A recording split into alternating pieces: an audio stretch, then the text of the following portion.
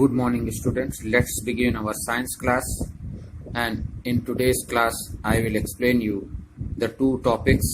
The first one is the properties of charges, and as well as the various methods by means of which the uncharged body can be charged. So let's begin with the first topic of today's class, that is the properties of charges. So there are two properties of charges, that is the like charges, they repel each other.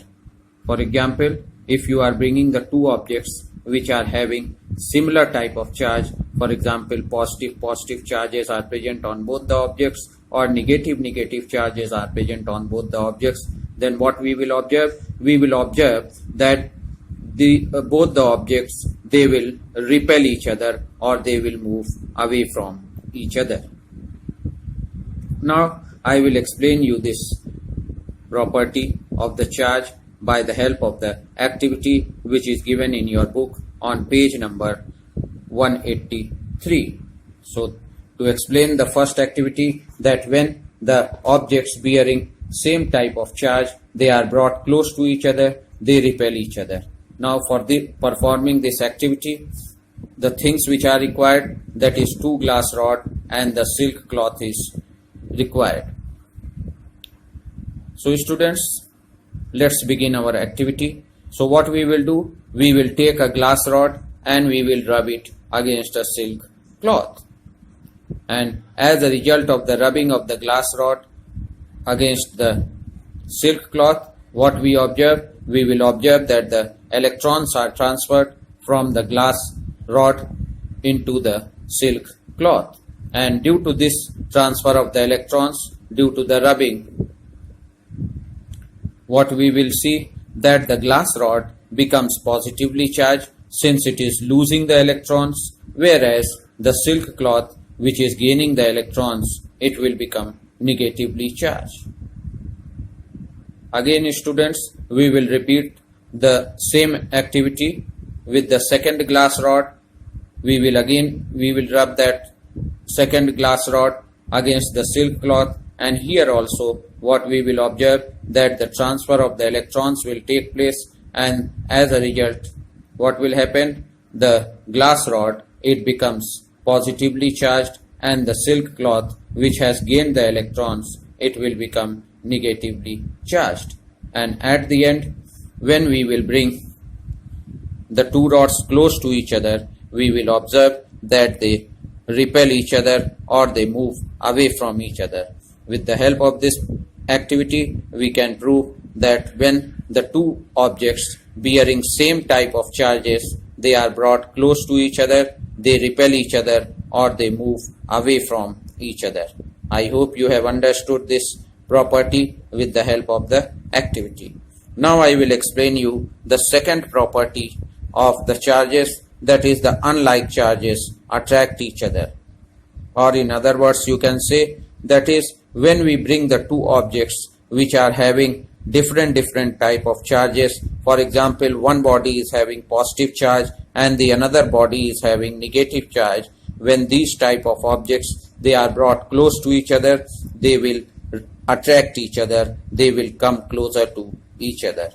Now I will explain you this property of the charge with the help of the activity which is given on page number 183 of your science book. So let's begin this activity. That is, and for performing this activity, we require two glass rods along with silk cloth as well as the plastic scale and fur. Here also we will start the activity as we have done in the previous activity, that is we will take the glass rod and we will rub it against the silk cloth, and as a result electrons will be transferred from the glass rod into the silk cloth, and thereby the glass rod becomes positively charged and the silk cloth becomes negatively charged. Now we will repeat the activity with the plastic scale and the fur. Here also what we will do, we will take the plastic scale and we will rub it with the fur.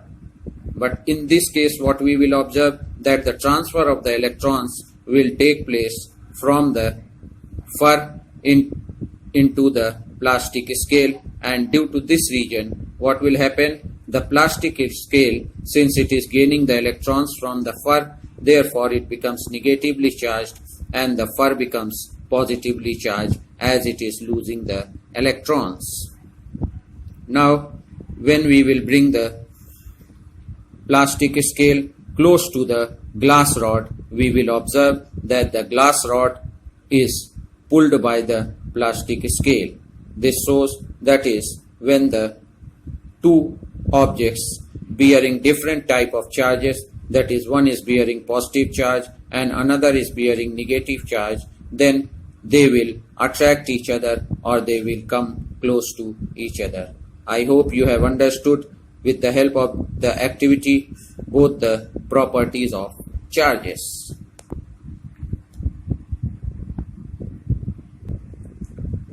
Now students, I will explain you the second topic, that is the methods of charging, how we can charge the uncharged bodies or objects. So there are three methods by means of which we can charge the uncharged body. That is, first is charging by friction, second charging by induction, and third is charging by conduction. So there are three methods by means of which we can charge the uncharged body. Now I will explain you one by one what happens or how we can charge the uncharged body with the help of the various methods which I have just now explained you. First one is charging by friction. So in this case, what is there, students, that the two objects, they are rubbed against each other, and as a result transfer of the electrons takes place, and the one which is gaining the electrons, it becomes negatively charged, and the other object which is losing the electrons, it becomes negative. The object which is gaining the electrons, it will become negatively charged, and the other object which is losing the electrons, it will become positively charged. So by this method, by charging by friction, we can charge the uncharged body.